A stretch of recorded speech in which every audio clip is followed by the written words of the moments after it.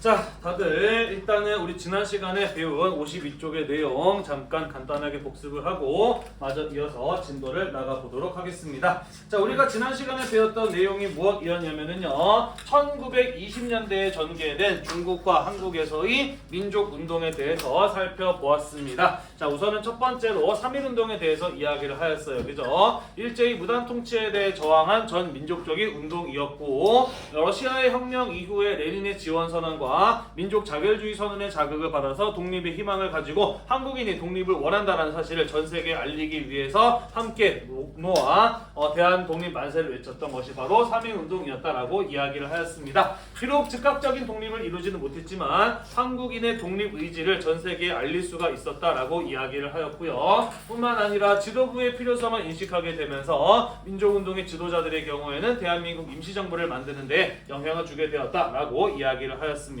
한편 중국의 민족의식을 자극해서 5.4 운동이 일어나게 되는 데에도 영향을 주었다라고 이야기를 하였고요. 일제의 식민통치 방식이 무단 통치에서 문화통치로 바뀌는 데에도 영향을 주었다라는 이야기를 했습니다. 그러면서 3.1운동은 우리나라의 민주주의의 시작이라고도 보아야 한다라는 이런 이야기들도 간단하게 말씀을 드렸어요. 그죠? 자, 대한민국 임시정부의 경우에는요, 상하이에 만들어졌고요, 외교 활동을 활발하게 전개했습니다만은 강대국들의 외면으로 별다른 성과를 거두지 못하였다라고 이야기를 하였고요. 이후에 내부 분열이 일어나게 되면서 돈줄도 끊기고 독립운동을 할 사람도 없어지게 되면서 간판은 걸려있지만 실제로는 장사를 하지 못하는 개점 휴업 상태나 다를 바가 없었다라고 이야기를 했었어요. 그죠? 자, 한편 만주 지역을 중심으로 독립군들이 무장 독립투쟁을 전개하기도 하였었고요. 김원봉의 의열단이라든지 김구의 한인애국단 같은 단체들이 의열투쟁, 테러리즘을 독립운동의 한 방향으로 생각을 해서 폭탄을 던지거나 주요 요인들을 암살하는 의열투쟁 같은 것들을 전개하기도 하였다라는 거 이야기를 했었습니다. 자, 한편 위안스카이가 황제의 자리에 즉위하려는 이런 모습들을 보면서 신의 혁명으로 청왕조와 황제 지배체제가 끝났지만 중국에 아직 근본적인 변화가 이루어지지 못했다라고 생각했던 지식인들을 중심으로 베이징 대학교의 천두슈라든지 푸스 같은 사람들이 신청년이라고 하는 잡지를 발간을 해서 사람들의 머릿속에 들어있는 봉건적인 의식과 유교사상 이런 것들을 대신해서 민족주의와 민주주의, 과학적인 생각 이런 것들을 심어주기 위한 문화운동을 하였으니 우리는 그것을 일컬어 신문화운동이라고 한다라는 것도 지난 시간에 이야기를 했었어요. 그죠? 내가 물컵을 안 가져왔군. 자, 한편 일본에게 산둥반도가 넘어갈 것 같자 이에 대해서 저항하는 대규모의 민족운동이 일어나게 되었으니 그게 바로 중국의 5.4 운동이었다라고 이야기를 하였어요. 그죠? 파리 강화회의에서 강대국들이 일본의 선을 들어주게 되면서 일본으로 이 산둥반도의 권익이 넘어갈 것 같자 이 산둥반도의 권익을 일본에게 넘긴 이 제국주의 국가들, 그리고 산둥반도의 권익을 가져가려 한 일본, 그들에게 권익을 넘겨준 군벌들에 대한 거센 저항 이 일어나게 되었으니 그게 바로 5.4 운동이었다라고 이야기를 하였어요. 신문화운동의 영향을 받은 베이징 대학생들이 대규모 시위를 주도하였고요. 결국 이로부터 압박을 느꼈던 베이징 군벌 정부가 베르사유 조약의 조인을 거부하게 만드는 데에도 영향을 주었다라고 이야기를 했습니다. 자, 그러면서 5.4 운동을 통해서 중국인들이 우리는 하나의 중국인이고 중국을 구하기 위해서는 우리가 적극적으로 나서야 된다라고 하는 생각을 갖게 되었다라고 이야기를 하였어요. 그러한 중국 국민의식의 성장을 확인한 민족 지도자들의 경우에는 순원을 중심으로 중국 국민당이라고 하는 민족주의 정당을 만들어서 운영을 하게 되고, 또 한편 러시아 혁명 이후에 사회주의의 영향을 받은 사람들의 경우에는 천두슈 같은 사람들을 중심으로 중국 공산당을 조직하게 되었다라고 이야기를 하였습니다. 그래서 이후에 중국의 역사는 중국 국민당과 공산당이 이끌어 나가는 모습을 보이게 된다라는 것까지 우리가 지난 시간에 이야기를 했었습니다. 기억이 좀 나셨나요? 네. 자, 그럼 이번 시간에 마저 이어서 그 뒤의 내용들 살펴보도록 하겠습니다. 왜 이렇게 멘탈이 안 잡히냐? 자, 같이 한번 보도록 하겠습니다. 자, 러시아 혁명 지구상 최초의 사회주의 공산주의 국가 소련이 탄생한 사건이 바로 러시아 혁명이라고 하는 사건이었습니다. 자, 그래서 러시아 혁명 이후에 사회주의 공산주의라고 하는 사상은 동아시아뿐만 아니라 전 세계 각국에 빠르게 확산되어 나가기 시작을 해요. 자, 그러면서 이러한 사회주의 공산주의의 영향을 받으면서 동아시아 지역에서는 항일 민족운동과 노동운동, 농민운동, 여성운동과 같은 사회운동들이 상당히 굉장히 활발하게 일어나는 확산되는 이러한 모습들을 볼 수가 있었습니다. 자, 그렇다면 사회주의와 공산주의라고 하는 사상이 무엇인지, 이게 어떤 이념이길래 이후에 역사에 이렇게 크고도 중요한 영향을 미치게 되었는지 그 내용을 간단하게 살펴보고 그 뒤의 내용들을 마저 이야기를 해보도록 할게요. 자, 선생님이 지난 시간에 양해를 구했다시피 우리 교재에 없는 내용들이 좀 있어요. 선생님이 이 부분에 대한 수업이 조금 미흡하다 보니까 뒤늦게 끼워넣은 내용들이 없지 않아 있기는 합니다. 일단은 잘 눈여겨보셔도 좋고요. 나중에 PDF 파일이나 PPT 파일을 다운받으셔도 좋고요. 아니면은 빈칸에다가 좀 미리 필기를 해 놓으셔도 관계가 없겠습니다. 같이 한번 살펴보도록 할게요. 자, 이 사회주의 공산주의란 무엇이냐? 사회주의 공산주의에서 분석을 한 자본주의라고 하는 경제 시스템은 이렇게 돌아간다라고 보았어요. 그것은 바로 무엇이었느냐? 이 세계의 인구는, 전 세계의 인구는 자본주의 체제 하에서 딱 두 종류다라고 이야기를 합니다. 그건 바로 무엇이냐면 자본가와 노동자다라는 거예요. 자본가는 프랑스어로 부르주아라고 이야기를 하고요. 노동자는 프롤레타리아라고 이야기를 합니다. 자, 그러면 부르주아와 프롤레타리아라고 하는 것은 무엇을 말하는 것이냐? 산업혁명 이후에 자본주의라고 하는 경제 시스템이 지구상에 자리 잡게 되었는데, 거기에서 자본가, 부르주아라고 불리는 사람들은 어떤 사람들이냐면요, 생산수단을 소유한 사람들이에요. 물건을 만들어낼 수 있는 수단을 가지고 있는 사람들이다라는 것이죠. 예를 들자면 공장이나 기계 같은 것들을 가지고 있는 사람들을 말해요. 쉽게 말해서 돈 많은 부자라는 겁니다. 자, 그리고 이 부르주아의 경우에는 자기가 가지고 있는 생산 수단을 활용해서 더 많은 돈을, 최대한의 많은 이익을 얻고자 해요. 우리는 그것을 가지고 조금 어려운 말로 최대의 이윤을 추구한다라고 이야기를 합니다. 자, 그렇다면은 이 자본가가 공장과 기계를 돌려서 물건을 만들어내서 시장에다 팔아서 최대의 이윤을 얻으려면은 일단은 물건을 만들어낼 수 있는 원료도 필요하고 물건을 팔 수 있는 시장도 필요하지만 자기 혼자서 공장과 기계를 다 돌릴 수는 없잖아요. 그죠? 그렇기 때문에 나에게 고용되어서 내 공장에서 기계를 돌려서 물건을 만들어낼 수 있는 노동력이 필요하다라는 겁니다. 이해되시죠? 자, 그렇다면 이 자본가에게 노동력을 제공하는 사람들은 누구냐? 그것은 바로 생산수단을 소유하고 있지 못하고 오직 몸뚱아리, 노동력만 가지고 있는 사람들, 우리는 그들을 일컬어 프롤레타리아, 노동자라고 부른다라는 것이죠. 자, 이 사람들은 생산수단을 소유하고 있지 못하기 때문에 먹고 살기 위해서는 반드시 누군가에게 고용이 되어야만 하고, 그래서 그로 일한 대가를 받아서 임금으로, 월급으로 받아서 살아갈 수밖에 없는 사람들, 우리는 그런 사람들을 가지고 프롤레타리아라고 이야기를 한다라는 거예요. 이해되시나요? 네. 자, 그래서 자본가는 프롤레타리아를 고용을 해서 공장과 기계를 돌려서 그것을 시장에다 내다 팔고, 그로부터 나온 이윤의 일부를 노동자들에게 임금으로 지급을 하면서 이 둘은 함께 살아가게 되는데, 여기서 문제는 뭐냐면은 자본가들의 경우에는 프롤레타리아, 노동자들에게 임금을 최소한으로 지급하고자 한다라는 거예요.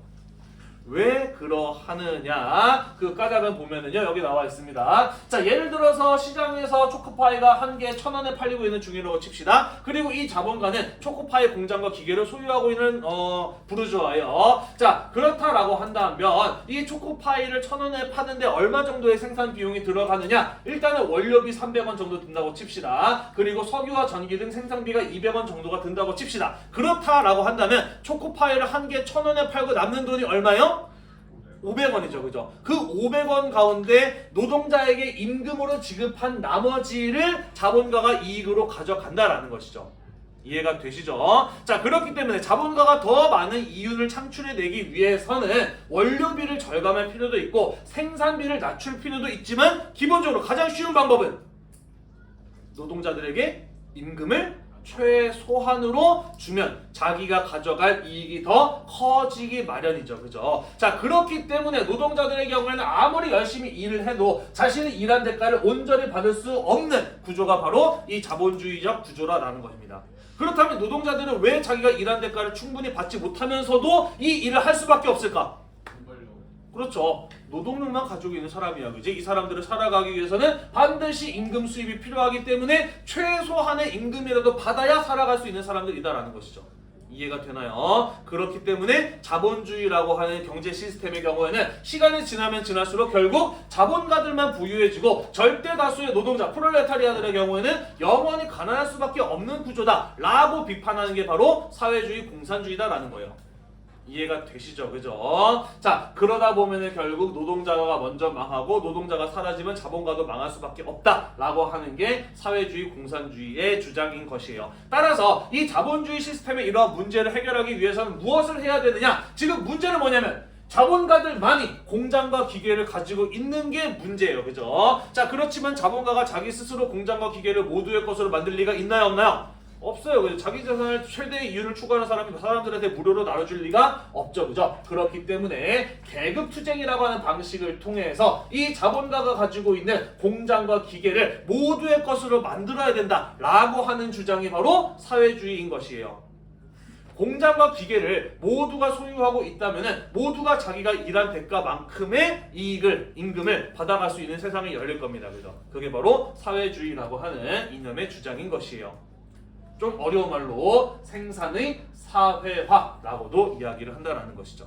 그렇게 된다면 이 착취의 문제에 자신이 일한 대가를 온전히 받을 수 없는 문제를 해결할 수 있다라고 하는 게 사회주의인 것입니다. 그러면 공산주의란 무엇이냐? 예를 들어 볼게요. 만약에 사회주의가 실현이 됐어. 그런데 자동차 만드는 공장과 초코파이 만드는 공장에서 똑같은 수익이 발생을 할까? 아니겠죠. 그죠? 수익의 차이가 발생을 하겠죠. 그죠? 그렇기 때문에 자동차 공장 다니는 사람과 초코파이 공장을 다니는 사람에게는 경제적 차이가 발생을 할 겁니다. 그죠? 하지만 우리는 사람들이 타고 다니는데 자동차도 필요하고 초코파이랑 간식도 필요해요. 그죠? 길거리에 쓰레기를 치울 청소부도 필요하고 학교에서 학생들을 가르치는 선생님도 필요해. 그런데 모두 다 같이 이 세상에 필요한 사람들인데 왜 누구는 더 많은 돈을 벌고 누구는 더 적은 돈을 벌어야만 하냐는 거예요. 그래서 이 세상의 모든 사람들이 다 같이 일을 하고 그 사회가 생산이 된 모든 경제적 이익을 모든 사람들이 똑같이 나누어 가져야 된다라고 하는 주장이 바로 공산주의라는 거예요. 공동생산, 공동분배라고 해서 공산주의라고 합니다. 자, 그래서 개인의 소유, 재산의 소유, 사유재산을 부정하고 모든 재산을 함께 공유해야 된다라고 하는 주장, 그게 바로 공산주의인 것이에요. 그래서 이 지구상에 남아있는 마지막 불평등, 빈부격차를 완전히 없애버려야 된다라는 주장이 바로 공산주의라는 것이죠. 이해가 되시나요? 그리고 이 러시아 혁명은 바로 이러한 생각, 사회주의와 공산주의가 그 전까지는 사람들이 에이 저렇게 어떻게 가능해 라고 생각했는데 실제로 공산주의, 사회주의 경제체제를 만들어서 운영한 최초의 역사적 사례가 바로 러시아 혁명이었다라는 것이죠. 이해가 되시나요? 네, 사회주의, 공산주의 사상 어때 보이나요? 좀 매력적으로 느껴지지 않나요? 그렇죠. 물론 오늘날 우리는 알고 있어요. 사회주의, 공산주의를 시도했던 나라가 죄다 망했어요. 그죠? 그러면서 이게 허구에 불과하고 실현 불가능한 이념에 불과하다라는 것을 오늘날 우리는 알고 있습니다만은 그때 당시의 사람들은 어땠을까? 상당히 매력적으로 느꼈을 거예요. 그죠? 특히 어떤 나라 사람들? 잘 사는 나라, 못 사는 나라? 그렇죠. 가난한 사람이 많은 나라일수록 이런 공산주의, 사회주의 사상에 강한 매력을 느낄 수밖에 없었겠죠. 그죠? 왜 러시아에서 제일 먼저 혁명이 터졌느냐? 유럽 국가들 가운데 굉장히 가난하고 못 사는 사람들이 많은 나라였기 때문에 러시아에서 혁명이 터졌다라고도 볼 수가 있는 거예요. 이해가 되시나요? 자, 그래서 러시아 혁명이 터지면서 최초의 사회주의, 공산주의 국가인 소련이 등장을 하게 되면서 우리도 할 수 있지 않을까? 우리도 해보자 라는 이런 생각을 갖는 사람들이 전 세계 각국에서 늘어나게 되는 것이죠. 그러면서 사회주의, 공산주의 사상이 전 세계로 빠르게 확산되어 나가는 이러한 모습이 나타나게 되었다라는 것입니다. 이해됐나요? 네, 넘어갈게요.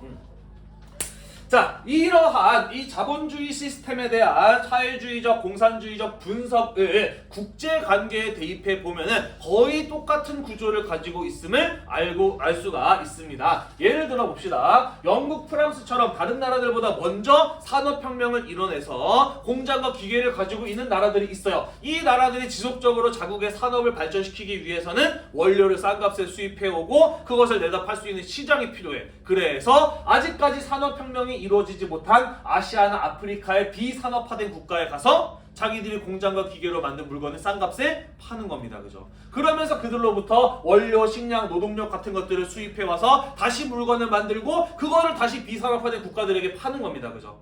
이해가 되시죠? 자, 그러다 보면 시간이 지나면 점점 지날수록 산업 국가들은 점점 더 부유해질 것이고 비산업화된 국가들은 점점 더 가난해질 수밖에 없겠죠. 그죠? 너네 때문에 못 살겠어 라고 하면서 민족운동으로 저항을 하면은 강력한 군사력을 바탕으로 그 저항을 탄압을 하는 겁니다. 그죠? 이게 바로 뭐예요? 식민 지배인 거예요. 이게 제국주의라고 하는 것의 형태가 되는 겁니다. 그죠? 따라서 제국주의, 식민 지배라고 하는 것은 산업혁명 이후에 자본주의적인 시스템이 발전해 가면서 나타난 세계적인 현상이다라고 볼 수가 있는 것이에요. 이해되나요?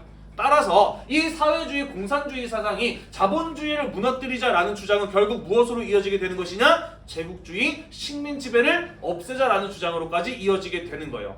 따라서 일본 같은 나라로부터 제국주의적 침략과 지배를 받는 중국과 한국의 민족들에게는 사회주의 공산주의가 단순히 경제적인 이념일 뿐만 아니라 무엇이에요? 일제의 식민 지배를 극복할 수 있는 독립운동의 방법으로도 이해가 되었던 것이에요. 이해가 되시죠? 그죠? 자, 그러면서 물론 일본에도 공산주의자가 있었습니다만 중국과 한국에서 사회주의 공산주의가 빠른 속도로 확산되어 나가는 이러한 모습을 볼 수가 있었다라는 것입니다. 이해가 되시나요? 네. 자, 그러면서 중국 공산당 같은 단체가 만들어지기도 하였다라는 것이 되겠습니다. 아씨, 내가 왜 물을 안 가져왔을까? 분무기 물이라도 마셔야 되나? 괜찮아요. 미안해서 그래도 좀. 자, 이제 수업 내용으로 들어가 보도록 합시다. 정신들 좀 차려보세요, 여러분. 자, 같이 한번 보도록 하겠습니다. 자, 국민혁명군의 결성이에요. 우리가 지난 시간에 이런 내용 배웠습니다. 위안스카이가 사망하고 난 이후에 중국 각지에 그가 만들어 놓았던 혹은 그와 대립하고 있었던 여러 장군들이 위안스카이가 없으니 이 동네에서 내가 왕이다 라고 하면서 자신이 가지고 있는 군사력을 바탕으로 거의 독립적인 국가처럼 왕처럼 행세하기 시작을 하였으니 우리는 그러한 군인들을 일컬어 무엇이라고 불렀냐면은 군벌이라고 불렀어요. 그죠? 위안스카이가 죽고 난 이후에 각 지역의 군벌들이 자기 세력을 바탕으로 중국 각 지역을 장악하였으니 우리는 그 시대를 일컬어 군벌 시대라고 부른다라는 거 이야기를 했었습니다. 그죠? 자, 그러면서 여러 군벌들이 있었는데 중국 역사에서 가장 중요한 군벌 4명을 꼽아보라고 한다면 여기 나와 있는 4명 정도로 꼽아볼 수가 있고요. 그 가운데 역사적으로 제일 중요한 사람 딱 한 사람만 꼽아보라 라고 이야기를 한다면은 장님, 중국어로는 장쩌린이라고 불리는 만주 군벌이 되겠습니다. 만주 마적 출신으로 군벌의 자리에까지 올랐던 사람이고요. 우리 중앙고사 끝나고 나서 영상 하나 봤잖아요. 그리고 거기 선통제 푸이를 자금성에서 쫓아낸 군벌 잠깐 나왔었는데 기억이 나나요? 그 사람이 바로 이 장쩌린이라고 하는 사람이 되겠습니다. 자, 그렇다면 이 군벌들의 경우에는 과연 자기가 장악한 지역을 양심적으로 통치하는 사람이었을까요? 아니었을까요? 아니었어요. 그죠? 이들은 자기 세력을 유지하기 위해서는 강력한 군사력이 필요해. 그 군사력을 유지하기 위해서 그 어떤 짓도 할 수 있는 사람들이 바로 이 군벌이라고 불리는 사람들이었다라는 것이죠. 그래서 자신의 군사력을 유지하기 위해서 외세와 손잡고 자기 지역의 백성이죠. 국민들을 수탈하는 그런 반혁명적 통치를 했던 사람들이 바로 군벌이라고 불리는 사람들이었다라는 거예요. 예를 들자면 장쩌린 같은 경우에는 일본에게 무기라든지 이런 것들을 지원을 받으면서 그 대가로 만주와 산둥반도에서의 일본의 권익을 인정해주는 이런 짓을 하기도 합니다. 다시 말해서 자신의 권력을 위해서 기꺼이 나라를 팔아먹었던 사람이 바로 이 장쩌린이라고 하는 사람이었다라고도 볼 수가 있는 것이죠. 나아가서 자신의 군사력을 유지하기 위해서 자기가 장악한 지역의 농민들이나 국민들에게 몇 년치 세금을 미리 걷는 등 이런 수단을 일삼았던 사람들이 바로 군벌이라고 불리는 사람들이었다라는 것이에요. 이해되시죠? 자, 이러한 모습이 5.4 운동 이후에까지도 계속 이어지고 있었다라고 볼 수가 있는 겁니다. 자, 그래서 이 5.4 운동을 계기로 중국 국민당을 조직했던 순원은 뭐라고 생각했을까요? 중국이 나라나오려면은 중국 사람들이 올바르게 살아가기 위해서는 누굴 없애야 된다? 군벌들을 없애야 된다라고 생각을 한 거예요. 그죠? 그래서 군벌들을 해체시키고 전국을 통일시키기 위한 노력을 전개해 나가기 시작을 합니다. 우리는 이것을 가지고 국민혁명이라고 불러요. 문제는 군벌들을 해체시키고 중국을 통일시키려면 뭐가 필요해요? 돈도 있어야 되고요. 군사력도 있어야 돼요. 그죠? 하지만 중국 국민당의 경우에는 몇몇 혁명가들이 중심이 되어서 조직한 정당이었다고 자기들만의 군대, 경제력, 독자적인 힘 이런 것들을 가지고 있지 못한 상황이었기 때문에 군벌을 해체시켜야 된다는 거 알지만 몇 차례 시도를 했지만 번번이 실패로 끝나면서 끝끝내 군벌에 대한 타도가 이루어지지 못하는 상황이었다라는 것이죠. 이해되나요? 네, 이런 상황에서 중국 국민당에게 구원의 손길이 내려오게 되니 그것은 바로 어디였느냐? 어디였을 것 같아요? 그렇죠. 정확히는 소련이었죠. 소련의 지원을 받게 되면서 중국 국민당의 상황이 바뀌게 됩니다. 아이고, 2시간 동안 운전했더니 허리가 아파 죽겠네. 좀 지난 얘기지만은 별 탈 없이 수학여행을 다녀야 참 다행이라고 생각을 해요. 예전에 한번 얘기한 적 있었나? 선생님 중학교 때 수학여행 갔었던 얘기? 없나요? 전혀 안 했었나요? 내가 요즘에 수업 시간에 정말 딴 얘기 하나도 안 하고 참 1시간 내내 수업만 했구나. 네. 그랬군요. 미안해요. 아니 수학여행 다녀오고 나니까 생각이 나더라고. 나는 옛날에 수학여행 때 뭐 했지라는 그런 생각이 나더라고. 나는 옛날에 수학여행 갔을 때 6명이서 한 방을 썼는데 지금처럼 선생님들처럼 이렇게 이게 너그럽게 여러분들을 1시까지 풀어놓지 않았고요. 10시 이후로는 방 밖으로 아예 못 나오게 선생님들이 통제를 하셨어. 그러다 보니까 한참 혈기왕성한 남학생들이 남중남고 나왔다 그러잖아. 혈기왕성한 남학생들이 한 방에 6명이서 같이 모여 있는데 10시 이후로는 잠이 오겠어? 잠이 안 오겠지. 베개 싸움도 하고 가져간 이거 하드 게임도 하고 막 하다가 하니까 이제 한 12시쯤 넘었는데 그래도 잠이 안 와. 그래도 자기는 싫어. 그래서 끝까지 막 계속 진짜 놀고 있었다. 밖으로 나갈 수는 없고. 그러다 보니까 이제 6명 가운데 1명, 2명 잠들기 시작을 했어. 그러다가 마지막에 나랑 친한 친구 1명만 남고 나머지 4명은 싹 다 잠들었거든. 2명이서는 TV 봐도 재미도 없고 12시 넘어가니까 그때 당시에는 이거 유튜브나 핸드폰 이런 것도 없던 시절이다 보니까 아무것도 안 해. 너무너무 심심한 거야. 그래가지고 야 재밌는 거 없을까 하고서는 찾아보기 시작을 했어요. 되게 허름한 여관 같은 데서 이제 제가 숙소였거든. 막 찾아보다 보니까 화장실에서 2개를 발견했어. 비누와 면도기였어. 그래가지고 자고 있는 친구들한테 가가지고 눈썹에다가 비누를 이렇게 칠한 다음에 면도기로 눈썹을 하나씩 이렇게 밀었어요. 근데 정말 사람의 인상에서 눈썹이 차지하는 비중이 굉장히 크더라고. 눈썹 하나 없어지게 얘가 얼마나 멀쩡하게 하기 얼마나 병신나 이렇게 하는데 얼마나 웃기게 생겼는지 눈썹 하나 없앤 다음에 얘 진짜 못생겼다라고 해서 막 우리 막 신나게 막 놀고 하면서 우리 방에 있는 같이 자던 4명의 눈썹을 전부 다 밀어버렸네. 그래서 이제 재밌었다 이제 자자라고 생각을 해봤는데 문제가 있어. 봐봐. 6명이서 한 방에 잤는데 4명의 눈썹이 없어졌어. 학생들 방 밖으로 못 나오게 했어. 근데 나머지 2명의 눈썹이 멀쩡하게 붙어있네? 누가 범인이야? 눈썹 있는 놈들이 범인이잖아, 그치? 가만히 생각해보니까 이거 진짜 큰일 나겠다 싶은 거예요. 그래서 어쩔 수 없이 마지막에 나랑 남은 내 친구 2명 있어도 야, 할 수 없다, 우리도 밀어야 되겠다 해서 서로에게 눈썹을 이렇게 같이 밀어줬던 그런 적이 있었어요. 그리고 다음날 아침에 일어나서 나머지 4명 학생들이 다른 선생님들 찾아가가지고 선생님 어떤 미친놈이 우리 방에 들어와가지고 눈썹을 다 밀어놨어요 라고 막 이렇게 이야기를 할 때 선생님도 그 옆에서 맞아요 선생님 저도 눈썹 다 밀렸어요 저 좀 보세요 막 이렇게 막 하면서 알리바이를 만들고 빠져나갔던 기억이 가끔 나기는 했네요. 네. 나중에 눈썹이 자라는 한 2주 정도 시간이 걸렸고요. 2주 정도 뒤에 눈썹이 다 자라고 난 다음에 그 4명의 친구들한테 과자를 사주면서 미안하다고 사과를 하기도 했었습니다. 네, 요즘 같으면 정말 큰일 날 얘기지, 그지? 요즘 같아서는 학폭으로 그냥 넘어가고 학교 잘릴 뻔했는데 그때 당시에는 그런 게 통용이 되던 시대였어요. 아이고 허리 아파서. 네. 자, 다시 수업으로 돌아가 보도록 하겠습니다. 소련의 지원이에요. 자, 소련 어떤 나라입니까? 사회주의 공산주의 국가예요. 그죠? 그리고 사회주의 공산주의는 무엇을 목표로 하는 사상과 이념이다? 자본주의의 붕괴를 목표로 하는 이념이다. 그리고 제국주의라고 하는 것도 식민 지배와 외세에 대한 침략 같은 것도 마찬가지로 자본주의적 발전 속에서 나타나는 현상이다라고 이야기를 했어요. 그죠? 따라서 자본주의와 제국주의 모두 소련에게 적이다라는 거야. 이해가 되시죠? 자, 그래서 소련 쪽에서 뭐라고 이야기를 하느냐? 과거 러시아가 중국에게 침략적으로 접근해서 얻어냈던 모든 불평등 조약의 이권들 이거 우리가 잘못한 거 인정한다. 전부 다 포기하겠다라고 이야기를 합니다. 그러면서 당신 중국인들이 제국주의와 자본주의와 맞서 싸우겠다라고 한다면 우리는 그거에 그것을 지원해주겠다라고 이야기를 합니다. 이해가 되시나요? 제국주의 열강과 산업 자본주의 국가들과 맞서 싸우는 당신들의 민족운동을 지지해주겠다라는 선언을 소련을 건설한 레닌이 했다라는 것이에요. 자, 그러면서 중국 국민당과 중국 국민당이 세웠던 광저우의 광동 정부에게 도와주겠다, 지원을 약속하는 이런 어떤 모습을 보이게 되었다라는 것이죠. 다시 말해서 당신들 군벌들을 해체하고 중국을 통일하고 싶지 우리가 그것을 도와주겠다라고 하는 것을 약속하였다라는 것이에요. 이해가 되나요? 자, 중국 국민당 입장에서는 거부할 이유가 있어 없어요? 없어요. 그죠? 소련의 제안을 받아들이게 됩니다. 자, 그러면서 중국 국민당이 중국 공산당과 손을 잡게 되는 것이에요. 당시 중국 공산당의 경우에는 소련, 정확히는 코민테른이라고 하는 국제 공산당의 지시를 받아서 움직이고 있는 중국의 공산당이었거든요.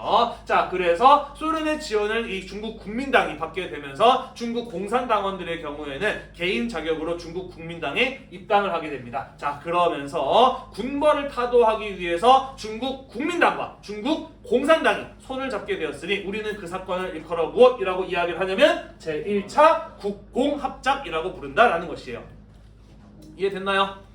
네, 제1차라고 하는 걸 보니까 뭐도 있겠어요? 2차도 있겠죠. 그죠? 제1차 국공합작은 군벌을 타도하기 위해서 국민당과 공산당이 손을 잡은 것이다라고 한다면 2차 국공합작은 이후에 일본이 중국을 침략해 오게 되었을 때 일본을 물리치기 위해서 국민당과 공산당이 함께 손을 잡게 돼요. 그거는 우리가 뒤에서 배울 건데요. 제2차 국공합작이라고 이야기를 합니다. 자, 그래서 아무튼 제1차 국공합작이 결렬이 되면서 군벌과 함께 맞서 싸워가기 시작을 하였고요. 소련의 지원을 받게 되면서 드디어 국민당만의 군대를 갖게 되었습니다. 그게 바로 국민혁명군이었다라는 것입니다.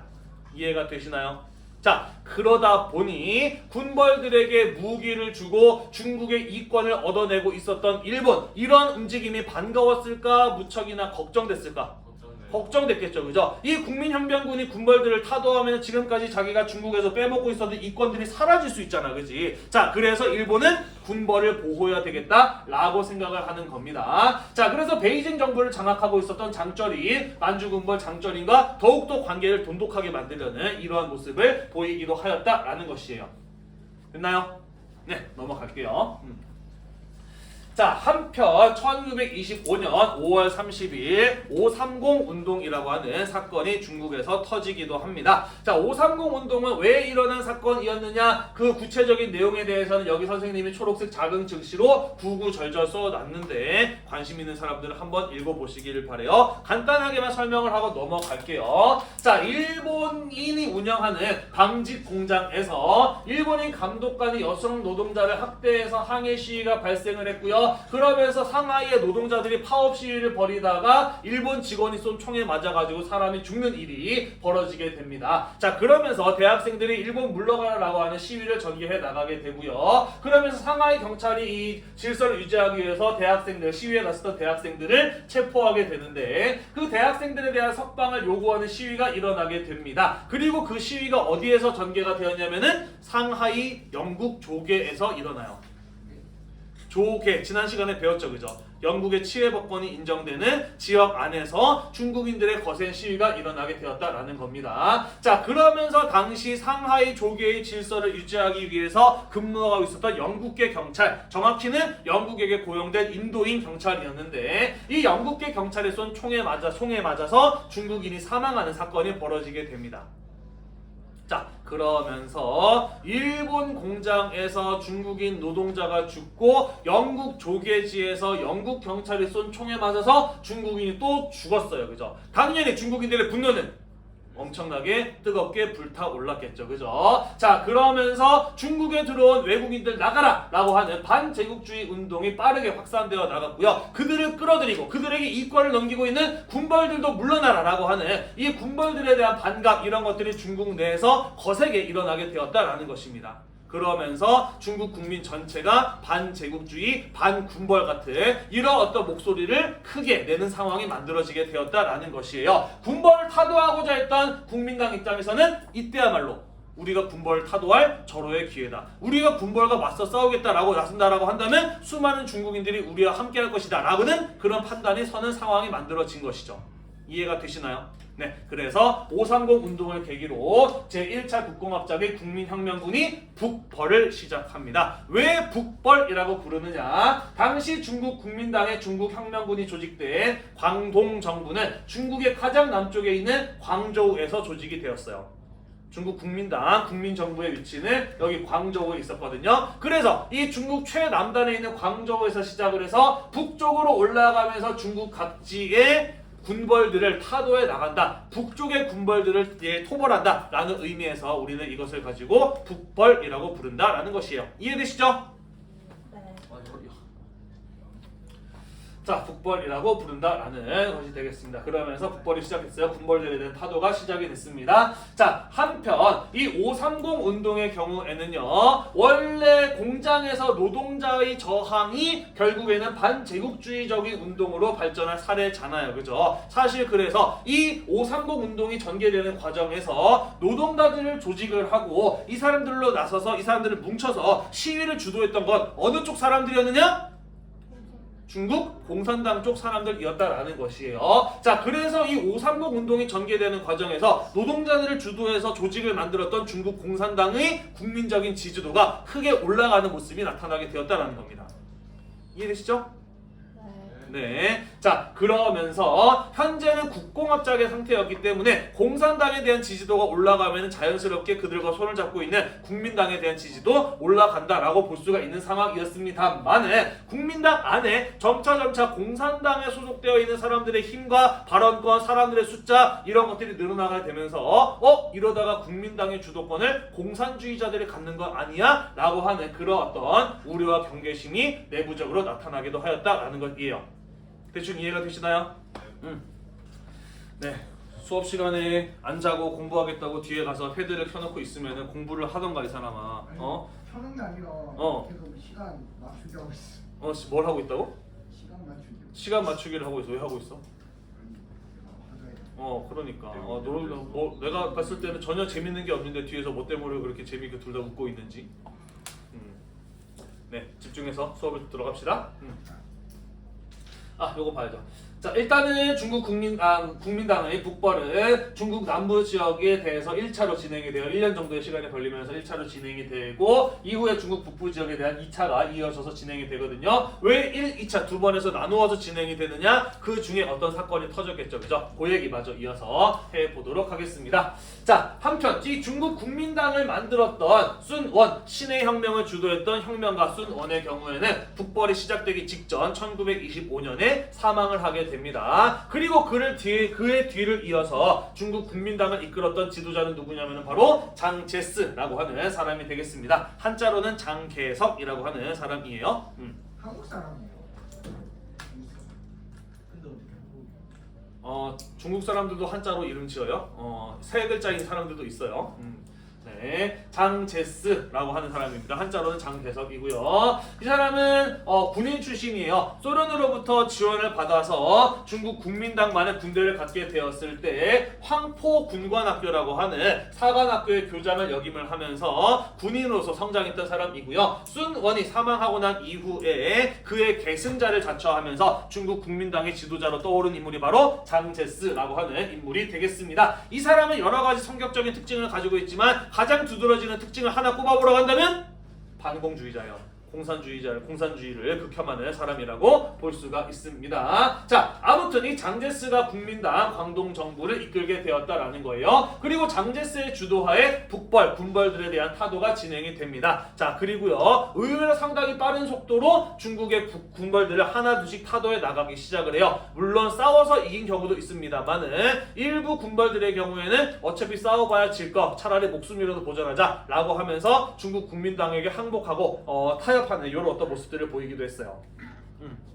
자, 그러면서 빠른 속도로 중국 남부 지역을 장악해 나가는 이러한 모습을 보이게 됩니다. 자, 그러자 어떤 일이 벌어지게 되느냐? 오랫동안 군벌들에게 억눌려 있었던 국민들의 불만이 터져 나오기 시작을 합니다. 노동운동이라든지 농민운동 같은 이런 것들이 폭발적으로 늘어나게 돼요. 자, 노동운동과 농민운동, 여기서 노동자와 농민을 조직하고 운동을 주도했던 사람들은 누구였을까? 공산당원들이에요. 그죠? 자, 그러면서 전국적으로 노동운동과 농민운동이 폭발적으로 일어나게 되면서 그 과정에서 국민당 내에 공산당 세력들이 엄청나게 빠른 속도로 성장하는 이런 모습들을 보였다라는 것이죠. 이해가 되시나요? 자, 그러다 보니까 공산주의자들을 싫어하는 이 장제스, 이러다가 국민당의 주도권이 공산당에게 넘어갈지도 모르겠다, 중국이 공산화될지도 모르겠다라고 하는 그런 어떤 불안감을 느끼게 되는 거예요. 이해가 되시죠? 자, 그래서 북벌이 한 절반 정도 진행되었을 때 상하이에서 공산당원과 노동자들을 공격하고 체포하고 처형하는 이런 일이 벌어지게 되니 그게 바로 상하이 쿠데타, 다른 말로는 4.12 쿠데타라고 하는 사건이 되겠습니다. 그러면서 국민당 내에서 공산당원들에 대한 배척과 탄압이 이루어지기 시작을 해요. 자, 그러면서 이후에 국제공산당, 코민테른과 중국 공산당 그리고 중국 국민당 사이의 관계가 급속도로 악화되기 시작하면서 더 이상 너네랑 같이 할 필요 없어, 더 이상 하지 않겠어 라는 선언이 국민당 쪽에서 나오게 되는 겁니다. 이해가 되시죠? 자, 그래서 중국 국민당 내에서 공산당원을 쫓아내게 되면서 7월 15일 1927년 7월 15일 국공합작이 공식적으로 결렬되었다라는 것이에요. 이해되나요? 네, 그 이후에 이 국민당의 경우에는 두 세력과 동시에 전쟁을 벌이기 시작합니다. 하나는 어디였을까? 중국 국민당이 싸웠던 두 존재. 하나는? 그렇죠. 하나는 북벌마저 해야죠. 그죠? 군벌들과 싸우고 있었고, 또 하나는요? 그렇죠. 공산당과 싸우기 시작을 합니다. 자, 그러면서 중국 공산당은 무기 같은 거 전부 다 국민당이 가지고 있는 상황이었기 때문에 국민당의 공격을 받아서 괴멸 위기에 몰리기도 했습니다만은 이때 이제 중국 공산당의 새로운 지도자 마오쩌둥, 모택동 같은 사람이 등장을 하기 시작을 해요. 지금까지 우리는 도시 위주로 노동운동 같은 것들을 전개해 오고 있었는데 지금 도시 전부 다 국민당이 장악한 상황 아니냐? 우리는 농촌으로 가자. 농촌의 농민들부터 다시 조직을 해서 맞서 싸우기 시작을 합니다. 자, 그러면서 농촌 지역을 중심으로 점차 세력을 확대해 나가는 이런 모습들이 나타났다라는 것이에요. 대충 이해가 되셨나요? 네. 마지막 페이지요. 자, 한편 일본의 경우에는 이러한 북벌이 차근차근히 진행이 되면 될수록 점점 더 불안해집니다. 자기가 군사적인 지원을 해주고 중국에서 이권을 계속 빼먹어야 되는데 그 이권을 제공할 군벌들이 하나 둘씩 타도되고 있는 거예요. 그죠? 자, 그래서 일본 입장에서는 북벌이 잘 되길 바랬을까? 망하길 바랬을까? 망하길 바라겠죠. 그죠? 자, 그래서 국민당이 북벌을 하는 동안 계속해서 방해 공작을 합니다. 여러 차례 산둥반도에 들어와서 중국 국민당을 공격을 하는 이러한 모습을 보여. 중국을 공격하는 이런 모습을 보이게 됩니다. 자, 하지만 중국의 국민당, 국민혁명군의 경우에는 일본이 중국을 침략하든 말든 신경을 안 썼어. 왜? 지금 우리 눈앞에 있는 적은 뭐가 더 중요해? 군벌 타도하는 것 그리고 공산당을 없애는 게 더 중요하다라고 생각을 했어요. 아까 장제스 철저한 반공주의자다라고 이야기를 했잖아요. 그죠? 그래서 일본이 산둥반도를 침략했음에도 불구하고 국민혁명군의 경우에는 적극적으로 대응하지 않고 우선적으로 공산당에 대한 탄압 그리고 국벌을 계속해서 전개해 나가는 이러한 모습을 보였다라는 것입니다. 이해가 되시죠?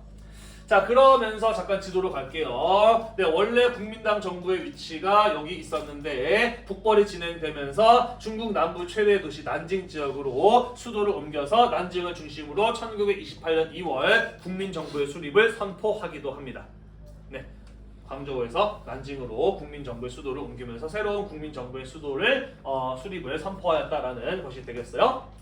자, 일본은 그래서 적어도 마지막 남은 만주군벌 장쩌린 만큼은 보호해야 되겠다라고 생각을 했어요. 그래서 무려 3번째 산둥반도를 침략을 하기도 합니다. 자, 하지만 그럼에도 불구하고 국민혁명군은 아랑곳하지 않고 북벌을 계속해서 전개해 나갔다라는 것이죠. 이해되시나요?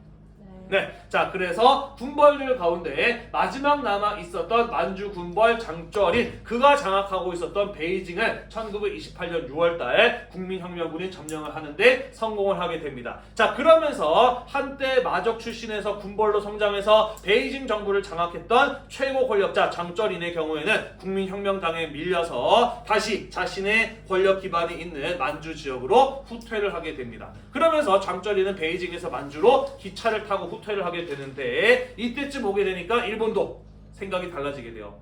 아, 이제 다 끝났다. 장쩌린 더 이상 이용해 먹을 가치가 없다라고 판단을 해요. 게다가 얘를 살려놨다가는 장쩌린 잡겠다고 국민혁명군이 만주까지 오게 되면은 우리의 만주의 이익도 방해받을 수 있다라고 생각을 합니다. 그래서 베이징에서 만주로 탈출하는 기차를 타고 있던 장쩌린 그가 탄 기차에다가 폭탄을 씹어서 터뜨려버려요. 그러면서 기차를 타고 있던 장쩌린을 폭살해버리고 맙니다. 일본군이요.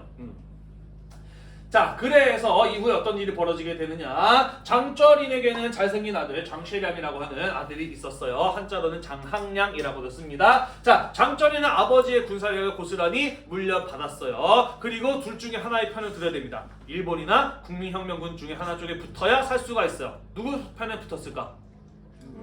그렇죠. 아버지를 죽인 일본군 썩 내키지 않았을 거예요. 그죠? 게다가 일본군이랑 손을 잡게 되면은 왠지 국민혁명군에게 또 공격을 받을 것 같은 거야. 그지? 자, 그래서 장슈량의 경우에는 국민정부에 대한 지진을 선언하게 됩니다. 그러면서 마지막 남아있었던 만주 군벌도 국민혁명군에 흡수가 되면서 이 국민당이 주도했던 국민혁명은 북벌은 완성될 수 있었다라는 것이에요. 그러면서 난징을 수도로 해서 전국이 통일된 국민정부가 중국에 세워지게 되었다라는 것이 되겠습니다. 이해됐나요? 네. 그러면서 중국 국민당이 맞서 싸웠던 두 명의 적 가운데 하나 누구예요? 북벌. 누구? 군벌은 사라지게 되었다라는 것이죠. 하지만 무엇은 아직 남아있나요? 공산당은 아직 남아있죠. 그죠? 농촌 지역을 중심으로 마오쩌둥이 이끄는 공산당의 저항이 계속 이어지게 됩니다. 그러면서 이후에 중국 국민당의 경우에는 공산당을 없애기 위한 전쟁을 시작해요. 그게 바로 무엇이냐면 1차 국공내전이라고 하는 것이 되겠습니다. 이해되셨나요?